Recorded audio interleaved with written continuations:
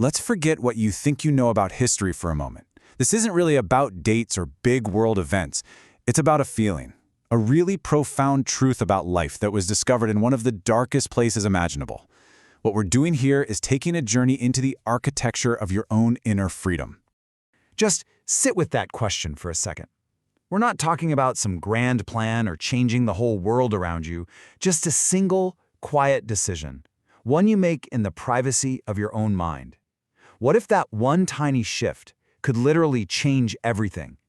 So here's the paradox that's going to guide us through this. You have a physical prison, right, with cold steel and locked doors, but it can't really contain the human spirit. But then you have a mental prison, and you know what? The doors are wide open. The path to freedom is right there.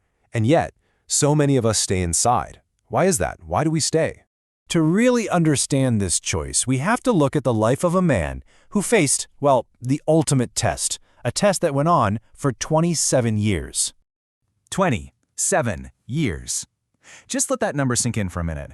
That's an entire generation. I mean, can you imagine the sun rising and setting almost 10,000 times, and every single day you wake up looking at the same four walls? Every single day was a battle. The blinding sun beating down, the sharp crack of a pickaxe against limestone, the salt from your own sweat stinging your eyes, an ache that just settles deep into your bones and, well, it never really leaves. But you know, the physical pain, that wasn't even the worst part. It was the constant, grinding humiliation, this relentless effort by others to make him feel less than human, to just dismantle his spirit, piece by painful piece. And then there was the isolation, a silence so deep and so profound it could literally break a person. He was cut off from everyone and everything he loved, so every sunrise brought a fresh reason to hate, and every sunset another reason for revenge. That was his world. And yet, somewhere in all that darkness, he found a door that wasn't locked. Not a door made of wood or steel, it was a door inside his own mind. And he was about to make a choice that would honestly change the world. He got it. He understood that real freedom wasn't about walking through a gate. It was about what you decide not to carry with you. He realized the heaviest chains he had were the ones he'd made himself, his bitterness. And right there, he decided to just leave them behind. And this is the absolute heart of it all. The real prison wasn't the island he was on. It was the hatred. Because you see, you can leave an island, but hatred, that'll follow you everywhere you go. Okay, so now we're going to turn from his story to yours. You might never see the inside of a real prison cell, but I want you to look inward for a second. What kind of walls have you built around your own heart? Do any of these walls feel familiar? Past mistakes, you know, that one moment you just can't stop replaying in your head. Betrayals, that trust that was shattered. Fear, that little voice that's always whispering, "Don't even try." Or anger, that fire that you just keep feeding, day in and day out. These aren't just memories. They're the cells we are living in right now.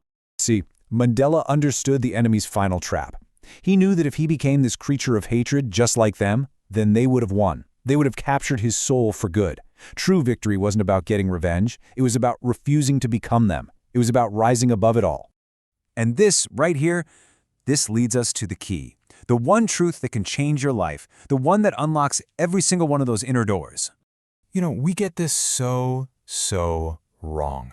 We think forgiveness is some kind of gift we give to other people. It's not. It is a gift we give to ourselves. It's the act of taking your power back. It's liberating yourself. Holding on to resentment. It feels like strength, doesn't it? It feels like you're still in the fight. But letting go is not the same as surrendering. It is the ultimate victory. It's you reclaiming all the energy that bitterness has been stealing from your life every single day. And here it is. This is the ultimate power move. In a world that's screaming for revenge, making that quiet choice for your own internal peace, that is what makes you truly unshakable. That's the real source of strength. Just think about that image for a second.